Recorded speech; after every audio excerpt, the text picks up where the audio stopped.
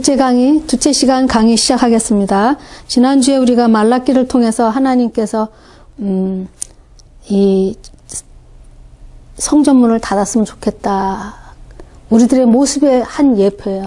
너희들은 드리는 예배를 내가 엮여서 볼 수가 없다. 하지만 하나님께서 또 한편 하나님이 우리를 향해서 향하신 것은 뭐라 하시냐? 의로운 해가 떠올라서 치료하는 강선을 바라시겠다. 예수 그리스도를 통해서, 예수 그리스도의 의를 통해서 우리의 썩어진 마음, 부패한 마음을 치료하시겠다는 뜻이에요. 누가 하시겠다? 하나님이 하시겠다. 그래서 이제 그렇게 끝났습니다. 말라기가. 그러면 우리가 이제 말라기 1장을 한번 보면서 하나씩 짚으면서 하나님이 어떻게 그 치료하는 강선을 보내시고 어떻게 하나님의 예언하신 것을 예수님을 어떤 식으로 보내시겠다는 그 예표가 어떻게 되는지를 한번 짚고 넘어가겠습니다. 보겠습니다. 여호와께서 가라사대, 말라기 1장 2절입니다. 여호와께서 가라사대 내가 너희를 사랑하였노라 하니 너희가 이르기를 주께서 어떻게 우리를 사랑하셨나이까 하는도다. 주님은 우리를 사랑했다 하는데 우리는 주님이 나를 어떻게 사랑했어? 이렇게 하고 물으니까 하나님의 답이 이거예요. 나 여호와가 말하노라 에서는 야곱이 형이 아니냐? 그러나 내가 야곱을 사랑하였고 에서는 미워하였으며 그의 신들을 황목해 하였고 그의 산업을 광야의 실향에게 붙였느니라. 이것이 어떤 답이 되는지 여러분 기억하세요. 하나님이 내가 너희를 사랑했다. 내가 너희를 사랑한다. 그러니까 우리의 대답이 당신 나를 어떻게 사랑했어? 저도 하나님을 만날 때 하나님이 인간을 사랑했다. 하나님이 세상을 이처럼 사랑했다. 그렇게 말하면 당신이 사랑이 뭐야? 하고 저도 하나님 앞에 댐빈 적이 있습니다. 87년도에 그러다가 하나님 앞에 댐비다가 제가 하나님 만나 여기까지 왔는데 하나님이 이렇게 말씀하십니다. 에서는 야곱이 형이 아니냐? 그러나 내가 야곱을 사랑하였다. 에서는 미워하였고 하나님이 뭐라는 거야? 내가 에서와 야곱이 뱃속에서 있을 때 죄를 짓기도 전에 하나님 누구를 사랑했대요? 야곱을 택했다. 내가 에서를 택한 것이 아니라 야곱을 사랑했다. 이런 게 뭐냐면 하나님의 최대의 사랑이 택한 거예요. 나를 택해준 거. 나를 택해서 어떻게 한 거? 구속해 주시려고. 죄의 값을 치러주시고 나를 속량해 주시려고. 나를 죄인이라고 낙인 찍힌 나를 의롭다 하시려고 나를 택해줬다는 것이 이 뜻으로 이렇게 표현한 거예요. 내가 야곱을 택했다. 내가 너를 택했다. 야곱의 원 이름이 뭐예요? 속이는 자, 도둑질하는 자, 자기 멋대로 사는 자, 자기가 하나님이 되어서 산 자, 자기가 모든 계획을 지 멋대로 해서 자기가 하나님 없이 지 주장대로 산 거. 불순종의 대명사가 야곱이라는 이름 안에 있는 거 아니에요? 근데 그런 야곱을 내가 택해서 어떻게 했다? 의롭게 해주었다. 하나님의 생명으로 살 수 있게끔 내가 새 생명을 줘서 재창조시켰다. 이 뜻이에요, 이게 지금. 다시요. 내가 너를 사랑했다? 그랬더니 우리는 뭐라? 당신이 사랑이 뭐요? 그 뜻에는 내가 가난할 때 부자가 되게 해줬어. 내가 병들었을 때 고쳐줬어. 내 새끼가 좋은 취직을 해줬어. 이런 뜻 아니에요, 지금? 당신이 뭘 사랑했어? 나도 그러고 하나님 앞에 덤볐으니까. 하나님이 나를 어떻게 사랑했어요? 그랬더니 하나님이 네 사랑은 병들었을 때 병 고쳐주는 거고 가난할 때 부자 되게 하는 거 자식들 쭉쭉빵빵 아주 이렇게 머리가 되게 해주는 거 그게 네 사랑의 방법이지. 네! 내가 그래서 대답해서 네! 거기 촬영하니까 이쪽으로 가서 앉으세요. 엄마 저쪽으로 앉으시라고.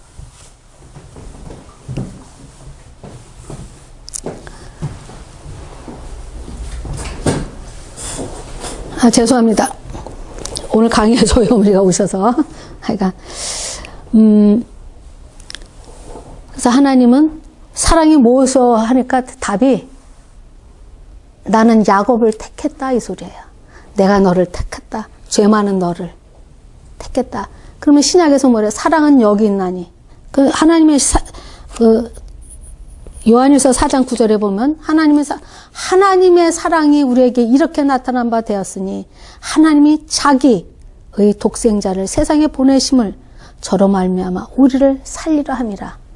여러분들 하나님의 사랑하는 방법에 대해서 하나님의 사랑이냐 무엇이냐고 물었을 때 뭐요라고 묻지 말고 정확하게 하셔야 돼요. 이것이 지식이에요. 하나님을 알자, 열심히 알자. 하나님의 사랑은 내가 원하는 방식대로 내가 요구하는 대로 하나님의 사랑이 오는 게 아니라 하나님의 사랑은 여기 있나니 하나님이 나를 어떻게 사랑했는지 들으셔야 되잖아. 내가 갖고 있는 이렇게 하나님이 나를 사랑합니다. 이렇게 하나님 앞에 들어가는 게 아니라 내 방식대로 내 생각대로 하나님을 자라 우러라 이렇게 하는 게 아니라 하나님의 우리를 사랑한 방법을 들으셔야 돼요. 리슨 어떻게 하셨대요?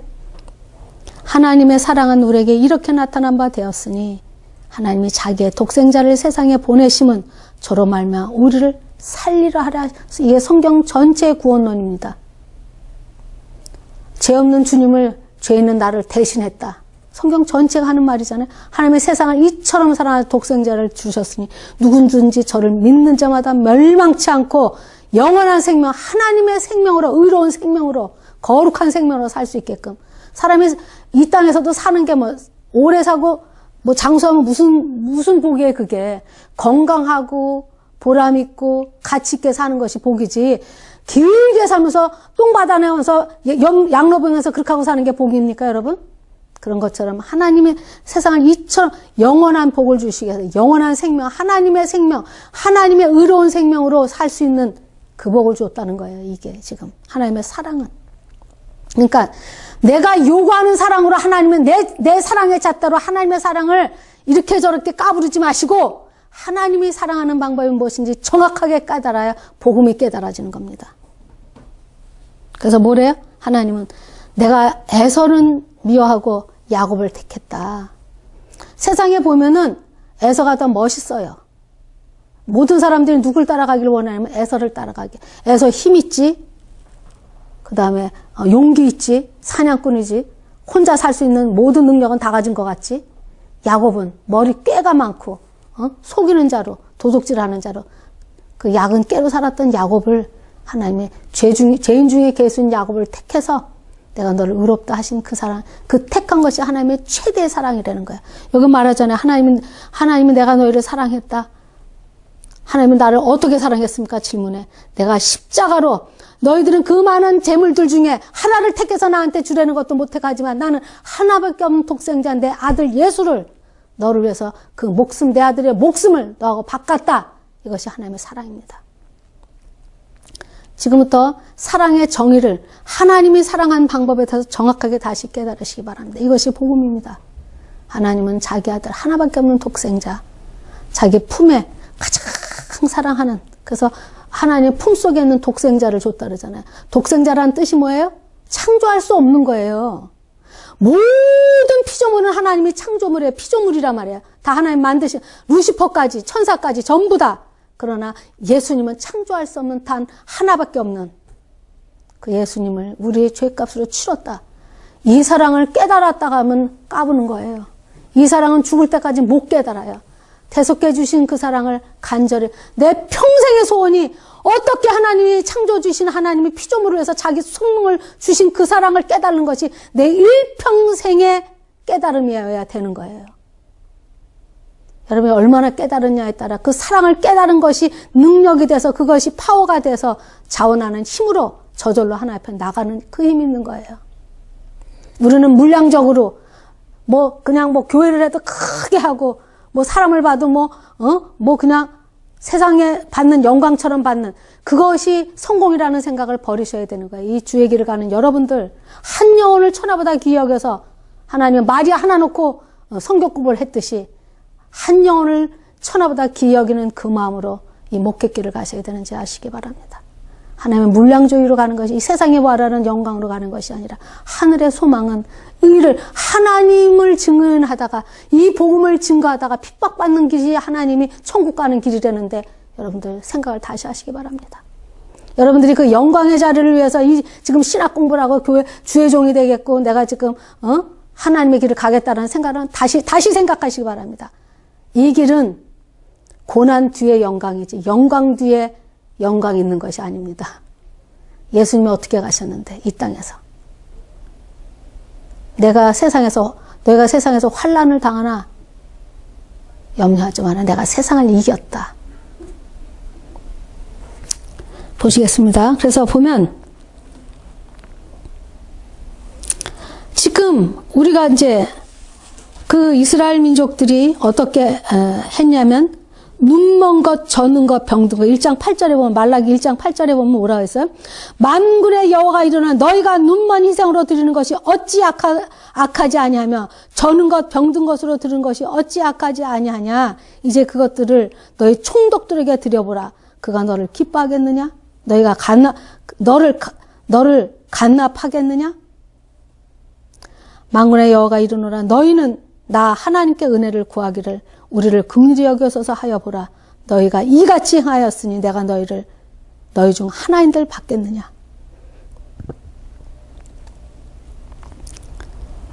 하나님이 인격체이기 때문에 하나님이 자기 아들 독생자 예수 그리스도까지 아끼지 않고 주신 그 사랑을 우리한테도 요구한다 하시는 것을 아셔야 돼요. 사랑은 받은 사랑만큼 보답할 줄 알아야 사랑이 유지되는 거지. 사랑을 그렇게 짝사랑하듯이 하나님은 그 사랑을 하는데 그 사랑을 배반하고 버리고 음부처럼 고멜처럼 그런 우리를 그래도 끝까지 사랑해서 여기까지 앉았다라면 여러분들이 앞으로 그 하나님의 사랑에 어떻게 응답하고 살아야 되는지 여러분들이 결정하시기 바랍니다. 보시겠습니다. 보면은 지금은 어때요? 눈먼 것, 저는 것, 병든 거를 드렸다는 건 메시아 언약을 망각한 증거고 우상숭배랑 다름이 없다라고 지난주에 읽었던 이사야서 66장 3절 말씀과 같습니다. 그러면 하나님과의 관계가 이렇게 잘못되면 이웃과의 관계는 똑바르겠어요? 인간은 하나님과의 관계가 똑바로 서야 이웃사랑이 되는 겁니다. 하나님과 관계가 똑바르지 않으면서 이웃사랑 웃기는 소리 하지 마시기 바랍니다.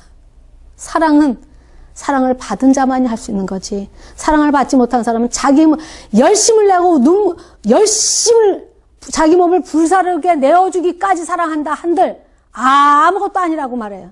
하나님의 사랑을 받지 않은 자는 자기 몸을 불사르게 내주는 전 재산을 다 들여 사람을 사랑한다 한들 내가 너를 전혀 모른다 하시는 하나님의 말씀이 있는 걸 기억하셔야 돼요. 왜?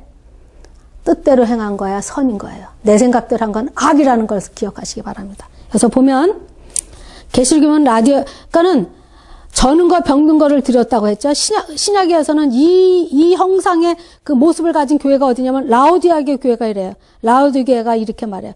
공고한 것과 가련한 것과 가난한 것과 눈먼 것과 벌거벗은 것을 알지 못하는 채 부족함이 없다고 자부한대. 지금 이 시대의 교회가 그래요. 하나님은 네가 공고하다, 네가 참 가련하다, 가난하다, 눈멀었다, 벌거벗었다는 건 뭐냐면 하나님의 의를 못 입었다는 거예요. 하나님으로 인해서 의롭다함을, 구속함을 못 받았다는 뜻이에요. 벌거벗었다는 뜻은. 이게 어디에? 라오디아 교회. 이 사람이, 이 라오디아 교회가 뭐로 배부른 거야? 돈으로, 경제로. 지금 젊은 애들이나 지금 온 세상이 어떻게 미쳐 돌아가요? 머니 이즈 가시로 머니가 돈이야. 머니가 하나님이야. 이렇게 시작됐어요. 경제 대통령이 쓸 거예요. 대통령이 윤리 도덕적으로 어떻게 했던 거 관계가 없어. 이 대통령이 서서 나를 잘 먹고 잘 살게만 해주면 대통령이 되는 거예요. 지금 시대에 이렇게 됐어요. 그런 대통령을 뽑아서 전부 다 얼마나 고생할지 보시기 바랍니다. 보세요. 라오디아계 교회처럼 공고한 것과 가련한 것과 가난한 것과 눈먼 것과 눈이 멀었다는 건 하나님을 앞에다 두고 못 보는 거예요. 하나님 앞에서 아무리 얘기를 해도 못 듣는 거예요. 귀가 먹고 눈이 멀어서. 자기가 얼마나 죄인인지에 대해서 몰라. 벌거벗었는데 자기가 몰라. 자기만 몰라. 세상 모든 사람들이 저 사람이 죄인같이 사는 걸 다 아는데 자기만 몰라. 그게 얼마나 어리석은 거예요. 에? 남한테 손가락질을 많이 하는 사람일수록 자기가 벌거벗은 걸 몰라. 왜? 자기 속에 죄가 있으니까 그렇게 자기 속에 죄 때문에 남들한테 손가락질하는 거야. 예수님이 이 땅에 오셔서 아무도 손가락질하고 아무도 하나님이 지적질을 안 하셔서. 왜? 예수 그리스도 안에 죄가 없기 때문에. 죄인으로 보지 않기 때문에 당신 모습 그대로 보니까. 근데 죄가 많은 사람일수록 시기 질투도 많고 손가락질도 많고 비판도 많고 여러분들 이불 속에 자기 눈에 들보는 보지 못하고 남의 티만 보는 사람들. 남의 눈에 티를 지적하는 사람은 지 안에 죄가 더 많기 때문에 창녀가 창녀하는 짓을 잘 알듯이 죄일수록 남의 죄진 꼴을 못 봐. 아셔요, 여러분들? 응? 탐욕이 많은 사람이 탐욕 많은 사람을 더 잘 봐.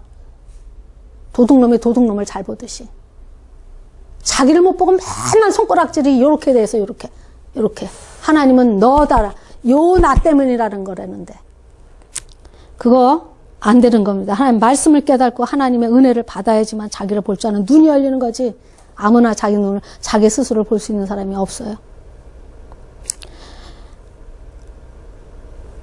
그래서 라오디게 교회처럼 지금 여러분들의 모습은 어느 교회입니까? 사대 교회입니까? 라오디게 교회입니까? 빌라델피아 교회입니까? 아니면 에베소서의 교회처럼 첫사랑을 잃어서 그냥 법으로만 드려야되는 그 사랑 없는 여러분들의 모습입니까?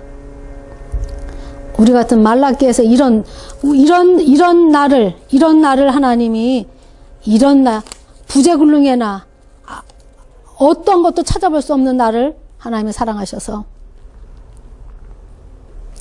예수님을 줌으로 이렇게 사람이 되게 하나님의 사랑을 아는 자로 이렇게 저희를 회복시킨 그 하나님 앞에 여러분들 앞으로 내가 어떤 증인으로 살아야 되는지 다시 한번 결단하시기 바랍니다. 그러면 말라기가 타락한 원인이 제사를 드릴 때 이 제사 드리는 이 제사를 왜 드려야 되는지 미닝을 정확하게 모른 거잖아요. 이 소와 양을 왜 잡아드리는지를 모른 거잖아요. 이거를 드리면 하나님이 축복 주신다는 그 축복, 이거밖에 모르니까. 그게 아니라 양을 잡아 죽이고 소를 잡아 죽이고 새를 잡아 죽이는, 비둘기를 잡아 죽이는 그 뜻이 뭐냐? 염소를 잡아 죽이는 뜻이 뭐냐?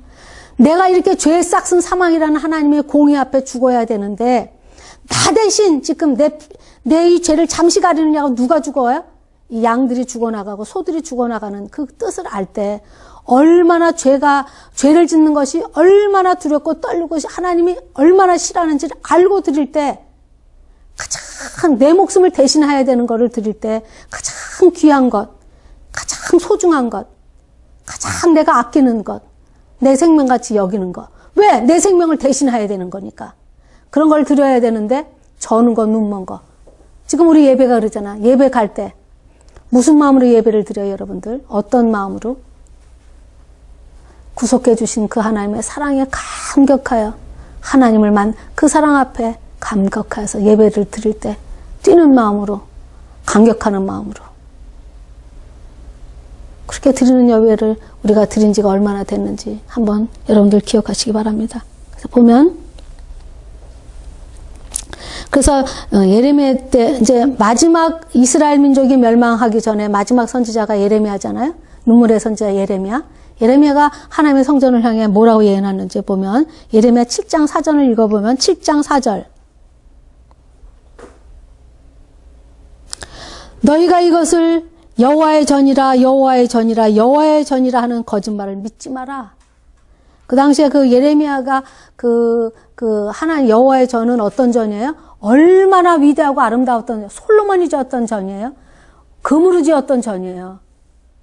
예? 외모만으로 보는 그 아름다운 사람들이 취해가지고 솔로몬의 성전에 취해가지고 여호와의 전이라 여호와의 전이라 여호와의 전이라 여기서 모두 예배드리면 하나님 축복 준다 축복 준다 그렇게 하지 말라는 거예요. 왜? 여호와의 전이라면 하나님의 뜻이 하나님의 생각이 하나님 마음이 바로 전해져야 되는 거잖아요. 하나님의 복음이 하나님의 구원의 메시지가 하는 그 제사 드리는 것부터 시작해서 예배 드릴 때 그 모든 것이 무엇을 때문에 이렇게 우리가 드려야 되는지를 정확하게 알고 하나님 뜻을 하나님의 생각과 하나님의 마음을 정확하게 알고 드리는 예배라야 하나님이 받으실 거 아니에요. 지금으로 말하면 복음이 바로 선포되지 않는 교회를 거짓교회라는 거예요. 강도의 구례를 만들었다는 거 아니에요. 예수님이 이 땅에 오셔서 교회를 향해서 외친 말이 뭐예요? 너희들이 기도하는 집을 하나님과 교통하는 집을 강도의 규열로 만들었구나. 돈 버는 장소로 너희들이 이 눈에 보이는 세계를 위해서만 짓는 집으로 축복받는 거, 이 땅에 이생의 자랑, 육신의 정욕, 안목의 정욕으로만 복을 얻으려는 그런 걸로만 이용하는 예배를 너희들이 드렸구나. 이렇게 되는 거 아니에요, 지금? 복음이 선포되지 않는 교회는 거짓 교회인 거예요. 하나님이 여호와의 전이라 말하지 마라. 누군가 와서 문을 닫았으면 좋겠다. 지금 우리나라의 이 교회의 모습들이 어떤지 여러분들 기억하시고, 여러분들이 지금도 이 수많은 주의 종들이 이렇게 많고 수많은 교회가 이렇게 많음에도 불구하고 또 신학생이 생기는 것은 내 마음에 합한 자, 내 마음을 전할 자, 내가 너희를 의롭게 하기 위해서, 내가 어떻게 너희를 보배롭고 존귀한 자로 만들기 위해서 내가 어떤 대가를 치렀는지를 내 증인이 되어줄 자를 지금도 찾는 거예요, 하나님이. 그래서 여러분들 지금 신학교에서 공부하는 거 아니에요. 여러분들 신학교에서 졸업할 때는 증인으로 바른 복음을 정확하게 갖고 나가시기 바랍니다. 예배는 하나님과 교제와 교통을 의미하는 거예요. 하나님하고 교제하는 거예요. 하나님 아버지, 내 뜻은 이렇지만 하나님 뜻은 무엇입니까? 하나님의 뜻이라면 내 뜻을 버리겠습니다. 하나님은 어떻게 해야지 내가 하나님을 기쁘게 할까요? 교제가 이루어지고 교통, 하나님의 생각과 하나님의 마음을 아는 교통과 교제가 이루어져야 되는 것이 예배란 말이에요. 근데 이것은 반드시 이 예배에 하나님께 나갈 수 있고 하나님과 교통하고 하나님과 교제할 수 있는 그 유일한 길은, 회복할 수 있는 유일한 길은 오직 그리스도의 대속적인 중보를 통해서밖에는 이루어지지 않아요. 지금 이 시대가 지금 얼마나 지금 타락해가는 줄 아세요? 모든 종교의 구원이 있다라고 시작하는 이 거짓 증거가 지금 교회에 만연하고 있다는 걸 아셔야 돼요. 혼합 종교가 섞여서, 세상과 진리가 섞여 피와 물이 섞여서, 거짓과 진리가 섞여서 진짜인 척, 진짜인 양, 철학적인 설교, 뭐 뜻깊은 설교. 아니요. 복음은요, 어린아이도 공부 하나도 안 한 70 먹은 노인네도 알아들어야 돼요. 복음이 들어가야 순교를 하는 거예요. 복음이 들어가야 전 재산을 바칠 수 있는 거예요. 복음이 들어가야 자기 인생을 하나님 앞에 들을 수 있는 거지. 철학적인 말, 좋은 말씀, 윤리도덕적인 그런 설교 들어서 이 나라가 이렇게 생명이 없는 교회가 이렇게 많아도 누구 하나, 그 많은 아이들이 많아도 입양하는 집이 하나도 없어. 다 외국 나라로 다 팔려가지, 우리나라 애들이. 기독교가 이렇게 많은데 사랑이 어디 있어요, 지금? 교회 강단에 복음이 사라졌다는 소리인 거예요, 여러분들.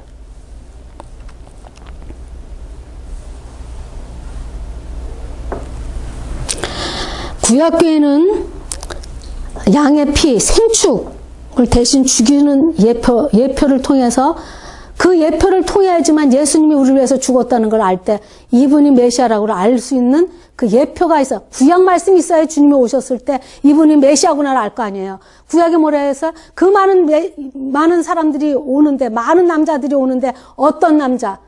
보라, 처녀가 잉태의 아들을 낳으리니 그 이름을 예수라. 자기 백성을 죄에서 구원할 자라. 처녀가 잉태에서 나오는 분이 예수라는 거. 이게 구약에서 이렇게 예표로 가르쳐 줘야 예수님이 딱 왔을 때, 아, 이분이 메시아구나 아는 거야. 근데 예수님이 자기 땅에 왔잖아요. 자기 땅에 왔는데 뭐라 그래? 요한복음에 자기 땅에 왔는데 영접했대, 안 했대? 안 했대.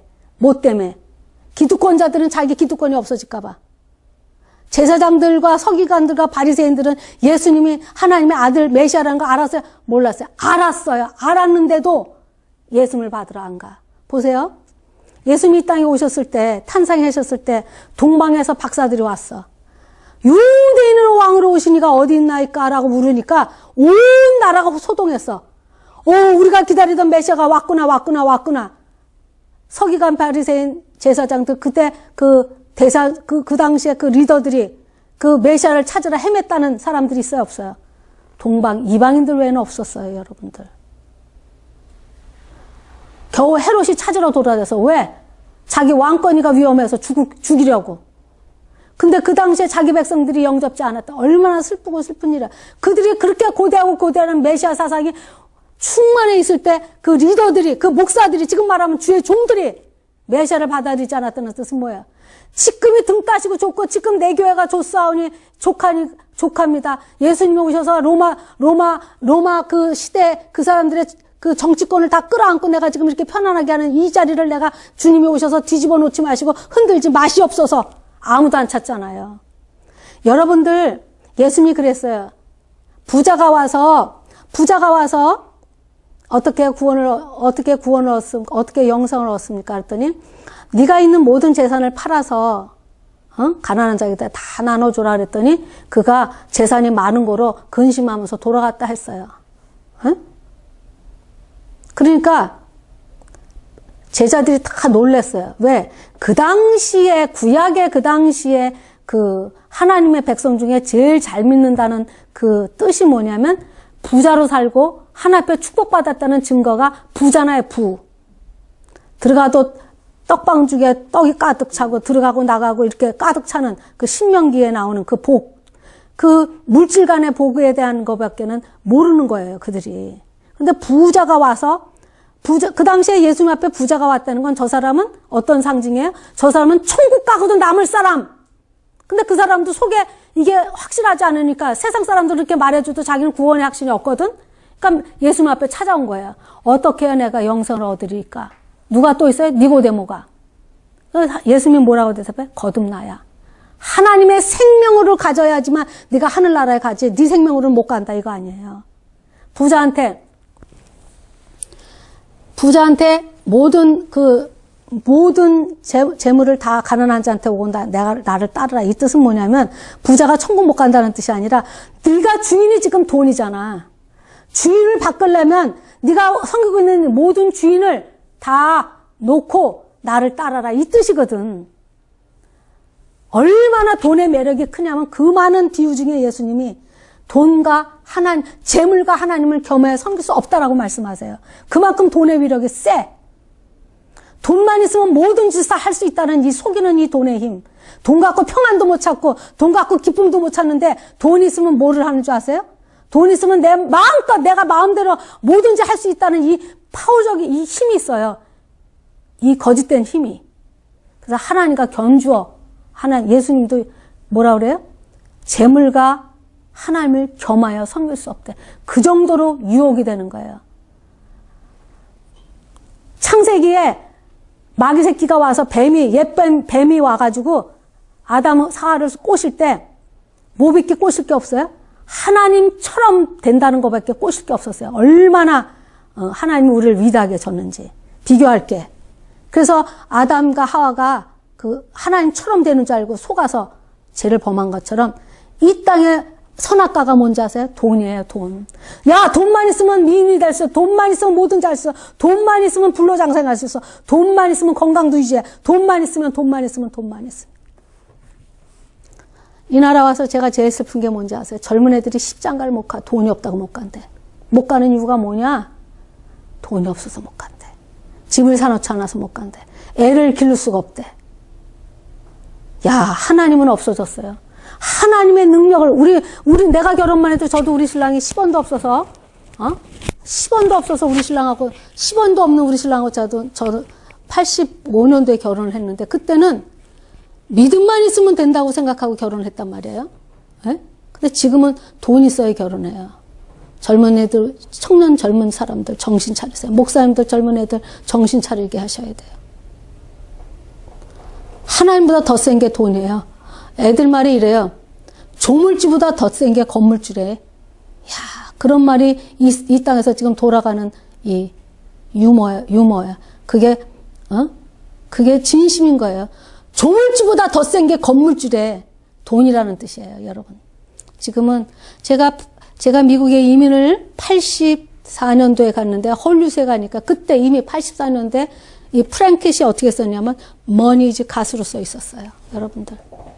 근데 지금은 그때는 그 당시에 제가 처녀 때 시집을 갔었으니까 돈이 얼마나 위력인지 모르다가 돈 없이 살아보다가 돈을 요새 제가 조금 돈을 만져보니까 야, 돈의 위력 세더라고요. 돈이 있으면 하나님도 안 무섭고 남편도 안 무섭고 부모도 안 무서운 그런 힘을 가졌더라고, 돈이, 여러분들. 그래서 하나님이 재물과 나를 겸하여 섬을 수 없는 거예요. 여기서 지금 다시 죄송합니다. 옆으로 돌아갔는데, 보면, 구약교회는 생축으로 대신해서, 대신 죽음으로, 이 예표였다면, 신약에 들어와서는 실체이신 예수님이 내 피값으로 대신 돌아가셔서 나를, 하나님의 생명으로 이제 살 수 있게 해놓으시면 우리의 예배는 신령과 진정으로 드리는 예배를 드려야 된다 그랬잖아요. 예배가 신령과 진정이 뭐냐? 하나님의 생명을 가진 자가, 성령을 받은 자가 하나님의 언약의 약속의 말씀을 믿음으로 가진 그 믿음으로 드리는 예배를 드리는 거예요. 우리의 참 예배는 지금 거짓 예배가 아니라 참 예배는 하나님의 생명인 성령을 가진 자가, 하나님의 마음과 하나님의 생각을 깨달은 자가, 하나님이 지금 말씀을 통해서 약속하신 그 약속의 그 말씀을 믿음으로 기뻐드리는 예배를 참 예배라고 해요. 그 예배의 핵심은 복음. 예수님이 우리를 위해서 돌아가시고 부활하셔서 승천하셔서 지금 우리와 함께 하시며 내가 다시 와서 너희들은 눈물을 닦아줘서 영원한 다시는 죄짓지 않은 몸으로 변하는 그 영광의 소망을 가진 자가 드리는 예배가 주일날 예배여야 되는 거예요. 그때 그 생각을 하면 얼마나 예배가 오시는 주님을 기다리면서 드리는 예배가 얼마나 영광의 소망의 예배를 드려야 돼요, 여러분.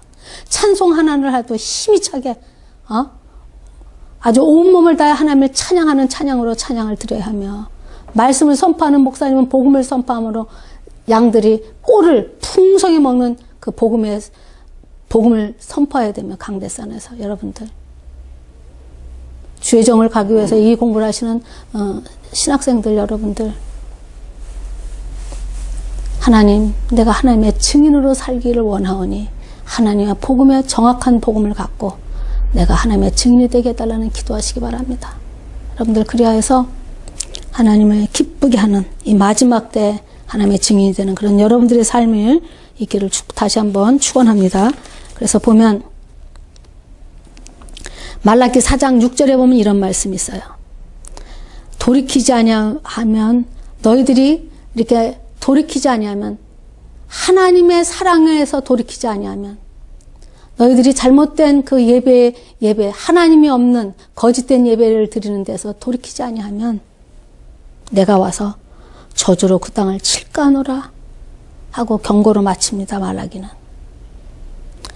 이 복음을 들을 때가 여러분들이 돌이키는 시점이고, 이 말씀을 들을 때 내가 나를 돌아보고 내 모습이 어떤지를 다시 한번 회개해서 다시 한번 점검하는 때입니다. 지금 가장 무서운 게 뭐냐면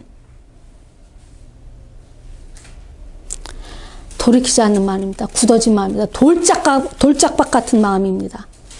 옥토밭이 아니고 아주 어떤 복음의 말씀을 들어도 전혀 요동치 않는, 지금 주의 종들의 병폐가 뭡니까? 얼마나 서로 마음이 딱딱해졌는지 어떠한 말씀도 들으려 자기 말 외에는 누구 말도 안 듣는 그런 아주 탁탁한 굳은 발, 어린아이한테도 배워야 되는데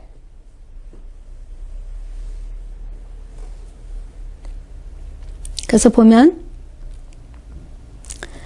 돌이키지 아니하면 두렵건대 내가 와서 저주로 그 땅을 칠까 하노라 경고로 마치는데, 그때 그 하나님이 말라기 1장 14절에 보면 때 가운데 수컷이 있거늘 아까우면 그만둬라 이 뜻이에요.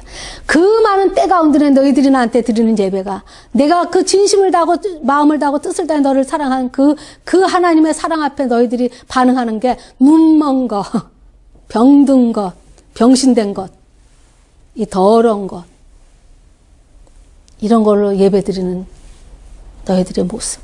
그럼 그 예배의 뜻이 지금 뭐예요?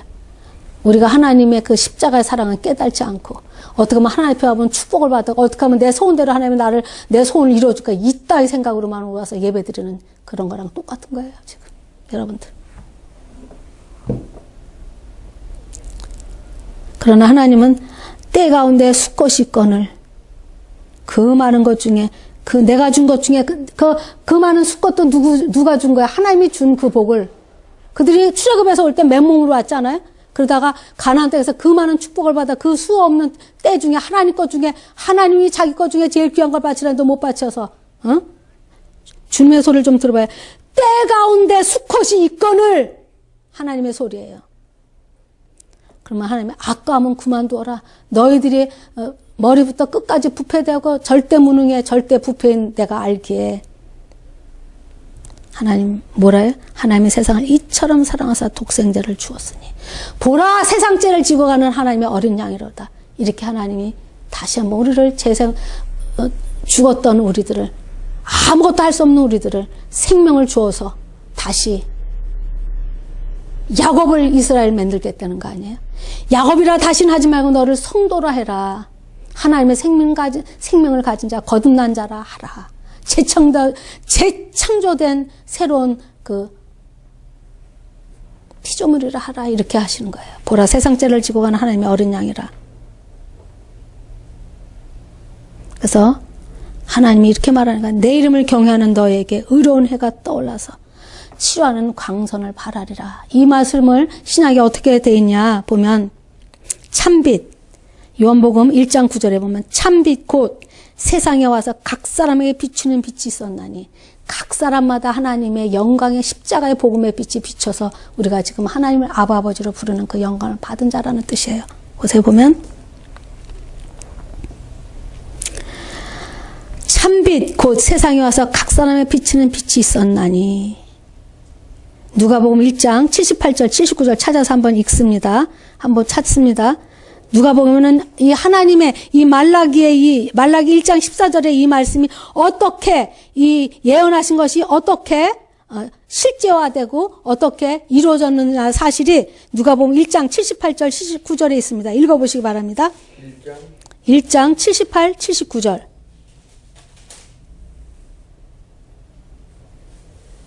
이는 우리 하나님의 공의를 인함이라. 이로써 돋는 해가 위로부터 우리에게 임하여 어두움과 죽음의 그늘에 앉은 자에게 비추고 우리 발을 평강의 길로 인도하시리로다 하니라. 예. 이렇게 그 말라기를 통해서 우리들은 문을 닫았으면 좋겠다. 때 가운데 수컷이 있거늘 아까우면 그만두어라. 그래도 내가 아브라함에게 약속하고 창세기 3장 15절을 통해서 내가 이렇게 하고야 말겠다는 하나님의 의지가 누가복음 1장 78절에 하나님의 긍휼로서 이로써 돋는 해가 위로부터 돋는 해가 우리의 하나님의 빛을 비춰도 보지도 못하고 듣지도 못하던 우리에게 해를 비춰서 눈을 뜨게 하시고 마음을 열게 하시고 하나님과 교통하게 하는 일을 하신다는 거예요. 그래서 돋는 해가 위로부터 우리에게 임하여서 어둠과 죽음의 그늘에 앉은 자에게 비췄다는 거예요. 어두움, 길을 모르는 거야. 어두움에 길을 모르는 자들에게, 죄 싹슨 사막이란 죽음에 있는 그들에게 하나님이 빛이 비춰서, 어떤 빛이요? 구원의 빛, 구속의 빛, 속량 예수 그리스도로 의롭게 되는 빛, 복음의 빛을 비춰서 하나님의 예언을 성취시켰다는 거예요. 하나님은 스스로 당신 언약에 묶여서 우리를 구원하신 거예요. 에베소서 1장에 보면 우리를 구원할 때 하나님이 창세전에 말씀하신 그 말씀, 우리를 택하여서 예수 그리스도의 보혈의 피를 발라서 하나님의 생명인 성령을 주셔서 인쳐서 보증해서 세상에 어떤 누구도 건들지 못하게 삼위 하나님께서 우리를 구원하는데 다 삼위 하나님께서 나 같은 죄인을 그렇게 나를 보배롭고 존귀한 자로 만드는데 삼위 하나님이 힘썼다는 걸 아셔야 돼요. 에베소서에 보면 하나님이 만세전에 나를 택하여서, 택하기만 하셨어요? 그 택한 나를 예수 그리스도의 그 보배롭고 존귀한 예수, 값으로 치를 수 없는 이 땅에 하나밖에 없는 독생자의 핏값을 치러서 나를 의롭다 하셔서, 그 의롭다 하셨다는 거에 대한 증거로 내가 알아야 될 거 아니에요. 통장에 100억 있으면 모르고 10억 있으면 뭘 할 거예요. 알아야 쓰는 것처럼 그 알게 하시려고 누구로 인쳤어요? 성령으로, 보증으로 인치셔서 내가 이제 하나님의 아들이라. 네가 얼마나 하나님 보시기에 비싼 값이냐니. 네가 예수님의 핏값으로 치러서 내가 사서 이 땅에 내가 너만 쳐다보는 자로 되었다라는 것을 누가 가르쳐요? 성령께서 내가 보배롭고 존귀한 자로 새 생명으로 사는 자로, 이제 아담의 생명이 아닌 하나님의 생명의 자로 깨닫게 하는 그 성령이 오셔서 우리를 주님이 오시는 날까지 보증이라는 건 뭐냐면, 우리가 옛날에 결혼하면은 약혼 반지 주잖아요. 반드시 내가 너를 데려오겠다 약혼 반지 껴주잖아요. 그러면 약혼 반지를 낀 자는 다른 남자랑 간음하거나 다른 남자를 흠모하는 게 아니라 자기 사랑하는 그 신랑을 기다리면서 정결하게 기다렸다가 신랑 오실 때 더럽게 한 몸으로 가면은 신랑을 기다리겠어요? 순결하고 정결하고 신랑을 위해서 준비하고 있다가 신랑을 만날 때 기쁨으로 맞이하듯이 보증이라는 것은 하나님이 성령을 주셨다는 건 나한테 약혼 바지를 껴준 거야. 너는 내 거다. 내가 너를 이 땅에 내가 너만 중요하게 본다라는 약혼 바지를 껴준 것이 성령을 주셨다는 뜻이에요. 그렇게 해서 이렇게 언약대로 하나님은 하신 거예요. 그래서 보면 그런데 이 땅에 복음을 가려우는 자가 있대요. 고린도후서 4장 3절 4절 한번 찾아서 읽습니다. 고린도후서 이렇게 하나님이 치료하는 강선을 비추고 이렇게 하나님이 예수 그리스도로 복음을 비추는데도 받아들이는지 않는 자가 있다는 거예요. 우리는 받아들이니까 세상에 가서 복음을 전할 때 다 받아들일 것 같지? 아니요. 읽으세요. 고린도후서 4장 3절 4절. 만일 우리 복음이 가리웠으면 망하는 자들에게 가리운 것이라. 그 중에 이 세상 신이 믿지 아니하는 자들의 마음을 혼미케 하여 그리스도의 영광의 복음을 강취가 비추지 못하게 함이니 그리스도는 하나님의 형상이니라. 예, 성경에서 뭐라고 말해요? 복음을 듣지 않는 자를 망하는 자라 그렇게 돼 있어요. 구약에는 뭐라냐면 10편 14편에 보면 하나님이 없다 하는 자를 어리석은 자다 했어요. 성경에 보면 이런 말도 있어요. 이까진 집도 이까진 이 교회도 요까진 이 허물어져가는 집들도 지은이가 있거늘 하물며 이 우주를 이 질서 속에 돌아가는 우주를 지은이가 얻겠느냐? 이 어리석은 자들아. 그리고 하나님이 지은 산을 속이나 가든 뭐 산을 보든 꽃을 보든 그 만물 속에 하나님의 신성이 들어있거늘 이 어리석은 자들아 생각만 조금만 해도 하나님을 볼 수 있거늘 우리가 어리석어서 이 땅의 영광을 구하냐고 서로 자기 이 땅의 영광을 구하느냐고 하나님의 영광을 구하지 않는다고 됐어요. 그랬을 때 그 진노가 얼마나 무서울지를 기억하셔야. 그래서 하나님을 경외하는 거예요. 하나님은 두렵고 떨림으로 섬기셔야 되는 거예요. 까불면서 섬기는 게 아니야. 하나님을 이렇게 하나님이 그때마다 죄를 질 때마다 때리지 않으니까 하나님을 우습세요? 우스워요? 하나님을 경외해야 돼요. 두렵고 떨림으로. 하나님은 사랑만 있는 것이 아니야. 하나님은 죄는 참아보지 못하는 공의가 있음을 알고 하나님을 경외하면서 섬기는 겁니다. 두렵고 떨림으로 하나님을 섬기는 거, 경외하면서 섬기는 거.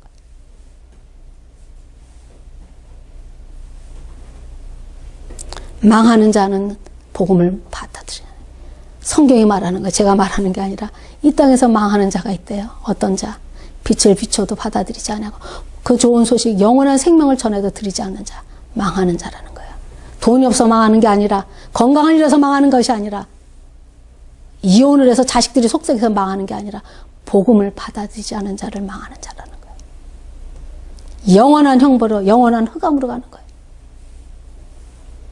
그래서 참 많은 사람들이 주변에 이렇게 많이 돌아가시는 걸 봅니다. 그러면 제가 제일 먼저 묻는 거, 그분은 하나님을 예수 그리스도의 구원의 소식을 영접했어요? 영접했다 그러면 걱정할 거 없습니다. 좋은 데로 이사 갔는데요. 그것이 우리의 답입니다. 살아있는 우리가 아직 고생인 거지. 먼저 간 자들은 눈물 다 씻고 지금 주님의 품 안에서 자기 몸이 부활해서 주님과 같은 몸으로 변할 때까지 기다리고 쉬는 거잖아요. 이 세상 일을 다 마치고 쉬는 거잖아요. 우리도 주님이 우리가 이 땅에서 죽을 때까지 주님이 부르는 그날까지 쉼이 없다는 걸 아셔야 돼요. 왜? 날마다 우리의 싸움이 있거든. 하나님이 전쟁을 시작하셨거든요. 사단과 하나님의 자녀, 교회와 마귀와 악령과 성령이 싸우는 이 싸움 안에 우리가 이 땅에 사는 동안 있어요. 그러나 하나님 예수 그리스도를 대장 삼아 이미 주님이 내가 세상을 이겼다는 그 이긴 싸움은 주님이 앞서야지 싸워서 이기는 거지 내 힘으로는 못 싸우는 싸움인지를 기억하셔야 돼요. 내 생각으로 내 지혜로 내 방법으로는 못 이기는 싸움이 이 영적 싸움인 겁니다. 그 제일 잘 그리는 그림이 어디예요? 다윗이 골리앗을 칠 때 세상의 눈을 보면 백전백패의 싸움이지만 주님의 눈으로 보면 주님의 대장돼서 나가면 나는 만군의 여호와의 이름으로 나간다는 그 싸움, 하나님이 하는 싸움에 피조물 창조 주신 주님이 피조물과 싸우는데 답은 뻔한 거 아니에요? 그러나 다윗과 골리앗 하나님 없는 다윗이 어떻게 골리앗을 이깁니까? 에? 다윗이 위대하면 하나님을 의지하는 힘이 있어서 위대한 거지. 우리 성도 중에 어디 하나 지금 우리 여기 모인 여러분들, 공부하는 여러분들 중에 어떤 형편으로 와서 공부 신학을 왔는지 몰라도 세상에서 하다 하나님이 부름에 순종하는 자가 발 꺾인 사람들, 손 꺾인 사람들, 경제 꺾인 사람들이 와서 주님 앞에 천부의 의지 없어서 와서 앉았는지 몰라도 그런 우리의 모습 속에 세상에 흠모할 게 아무것도 없어도 내가 다윗이 귀한 거는 만군의 여호와 이름을 가져서 그가 하나님을 기인받았듯이 우리가 귀한 거는 나만 볼 때는 아무것도 아니에요. 골리앗 앞에 다윗 모습이지만 골리앗 앞에 다윗 모습에 다윗이 위대한 건 하나님 만군의 여호와 하나님이 함께함으로 골리앗을 이기는 그 사람이 되었던 것처럼 우리도 마찬가지입니다.